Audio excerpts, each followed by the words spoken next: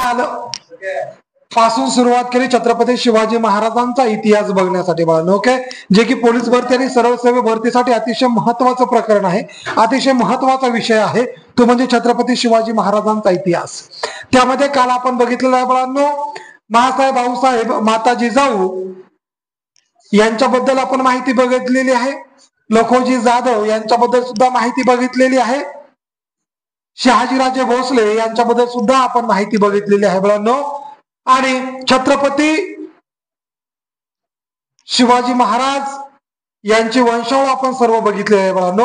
आज आपल्याला अतिशय महत्वाचा प्रकरण बघायचं आहे ते म्हणजे भातवंडीची लढाई. लक्षात घ्या बाळांनो, भातवंडीची लढाई अतिशय महत्वाची आणि इतिहासामध्ये सुप्रसिद्ध अशी ही लढाई ती म्हणजे बाळांनो भातवंडीची लढाई. आता ही भातवंडी ठिकाण कुठे आहे बाळा, ही भातवंडीची लढाई का झालेली आहे, भातवंडीची लढाई केव्हा झालेली आहे, कधी झालेली आहे, कशासाठी झालेली आहे, असे अनेक प्रश्न आपल्या मनामध्ये निर्माण होतात बाळांनो. आणि यावरती पोलीस भरतीला हमखास प्रश्न विचारला जातो बाळांनो. बऱ्याच विद्यार्थ्यांना ही लढाईच माहिती नाही हो, तर तीच लढाई आज आपल्याला पाहायची आहे बाळांनो, ती म्हणजे भातवंडीची लढाई. लक्षात घ्या बाळांनो, पूर्वी जो शहाजीराजे भोसले अर्थातच छत्रपती शिवाजी महाराजांचे वडील, आता शहाजीराजे भोसले यांनी बाळांनो लक्षात घ्या निजामशाहीकडून कार्य करण्याची जबाबदारी निजामांनी शाहू महाराज छत्रपती शहाजीराजे भोसले यांच्यावर सोपवण्यात आली होती. बाळांनो लक्षात घ्या, मग आता भातवंडीची लढाई कोणाकोणामध्ये झाली, कोणाबद्दल झाली, कोण दोघांमध्ये झाली, लक्षात घ्या बाळांनो. ही जी काही भातवंडीची लढाई आहे, लक्षात घ्या मुघल व आदिलशाही, लक्षात घ्या बाळा, मुघल व आदिलशाही यांच्या विरुद्ध, विरुद्ध कोण आहे बाळा, तर निजामशाही आहे. लक्षात घ्या, जी भातवंडीची लढाई आहे बाळांनो, ही भातवंडीची लढाई मुघल व आदिलशाही हे दोघे एकत्र झालेले आहेत राजांनो, आणि यांच्या विरुद्ध निजामशाही होती बाळा.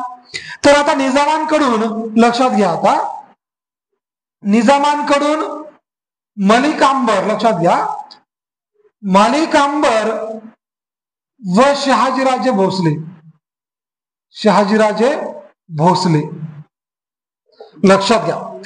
आता मुघल आणि आदिलशाही हे दोघं एकत्र झाले आणि यांच्या विरुद्ध निजामशाही अशी या भातवंडीची लढाई झाली बाळांनो. तर निजामशाहीकडून जे अतिशय पराक्रमी योद्धे त्यांचं नाव म्हणजे बाळांनो एक मलिक अंबर आणि दुसरे म्हणजे बाळांनो शहाजीराजे भोसले.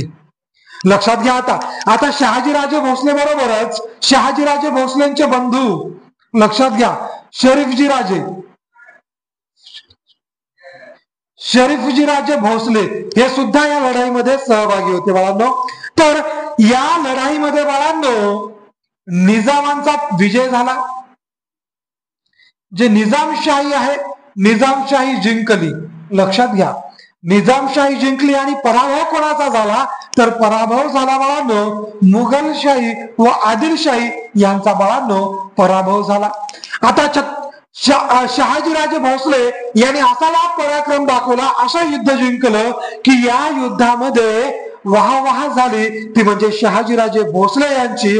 आणि याच लढाईमध्ये बाळांनो एक अतिशय दुःखद अशी घटना घडली, ती म्हणजे जे काही आपले शरीफजी राजे भोसले आहेत, म्हणजेच शहाजीराजे भोसले यांचे बंधू या शरीफजी राजे भोसले यांचा बाळांनो या लढाईमध्ये राजांनो मृत्यू झाला. परंतु ज्यावेळेस निजामशाही जिंकली, बघा आता हे दोघं जण मित्र कोण, मालिक अंबर आणि शहाजीराजे भोसले. आता हे जे काही मालिक अंबर आहे हे निजामांचा वजीर होता बाळांना. लक्षात घ्या, आता मग हे मित्र जरी असले, एखादा मित्र जर सामोरे गेला तर दुसऱ्या मित्राला दुःख होतं, आपोआप ऑटोमॅटिक त्यांचे पाय जो वरचढ चढतो त्यांचे पाय ओढण्याचा कार्य करण्याचा हा मित्र करत असतो बाळांनो. हा इतिहास लाभलेला आहे आणि याच इतिहासाची पुनरावृत्ती झाली या मालिक अंबरनं. लक्षात घ्या, आता हा जो काय मालिक अंबर आहे,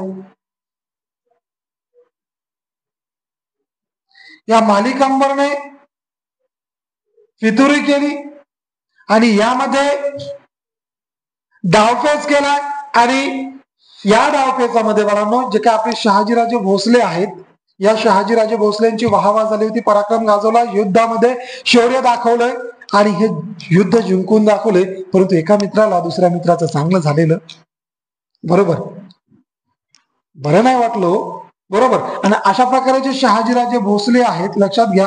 मग शहाजीराजे भोसले यांनी निजामशाही सोडली, लक्षात घ्या, निजामशाही सोडली आणि बाळांनो आदिलशाहीमध्ये प्रवेश घेतला. लक्षात घ्या, कुठं प्रवेश घेतला? आदिलशाहीमध्ये प्रवेश घेतला.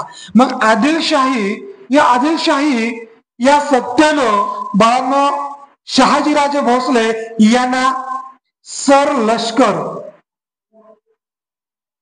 लष्कर हा किताब शहाजीराजे भोसले यांना प्रदान करण्यात आलेला आहे. मग यावरती प्रश्न तुम्हाला नेहमी हमखास विचारला जातो की शहाजीराजे भोसले यांना सर लष्कर किताब हा कोणी दिला? तर हा किताब दिला बाळांनो आदिलशाही सत्तेनं.